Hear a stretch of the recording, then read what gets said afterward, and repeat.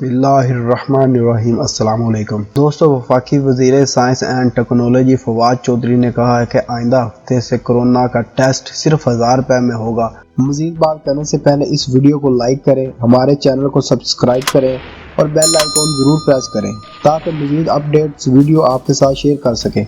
Nest university ने corona virus की testing kit तैयार कर ली है। पाकिस्तानी किट्स मंगवाने के लिए अमेरिकी कंपनी ने भी राब्ता किया है। इन्होंने अपने बयान में मज़ीद ये भी बताया कि नेस्ट यूनिवर्सिटी ने कोरोना वायरस की टेस्टिंग किट तैयार की है जो कि बहुत मियारी है। वाज़ेह है कि मुल्क भर में कोरोना वायरस का टेस्ट 7900 रुपये में किया जा रहा है, जबकि सिर्फ शौकत खानम हस्पताल में ही हुकूमत की फराहम करदा किट्स की बिना पर मुफ्त टेस्ट किया जा रहा है। जबकि दूसरी जानब national command and control centre ने मुल्क भर में कोरोना के खिलाफ इक़दामात की फहरिस्त जारी कर दी है। कमांड एंड कंट्रोल सेंटर के मुताबिक मुल्क भर में आइसोलेशन बेड्स की तादाद 2942 है। मुल्क भर में कोरोना वायरस के खिलाफ 216 आइसोलेशन सेंटर्स काम कर रहे हैं। मुल्क भर में 23,557 बेड्स पर मुश्तमिल 140 क्वारंटाइन सेंटर कायम है। कमांड एंड कंट्रोल सेंटर के मुताबिक 6.1 million surgical mask, 2509 hazmat suit, 275 thermal guns और 15,000 मास्क खरीद लिए गए हैं और इसके अलावा 96,000 टेस्टिंग की अहलियत के 7,000 टेस्टिंग किट्स की खरीदारी का ऑर्डर दे दिया गया है। National command and control centre के मुताबिक तफ्तान बॉर्डर पर क्वारंटाइन के लिए